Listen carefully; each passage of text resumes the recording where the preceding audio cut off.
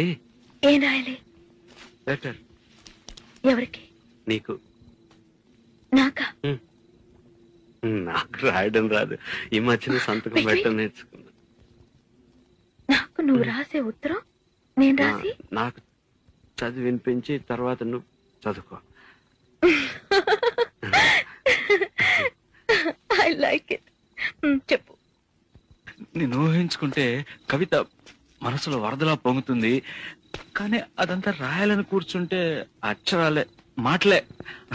ఊహలన్నీ పాటలే కనుల తోటలో, అదే తొలి కలల కవితలే మాట మాటలో. అదే బ్రహ్మాండం. కవిత కవిత పాడు. కమ్మని ఈ ప్రేమ లేఖనే రాసింది హృదయమే,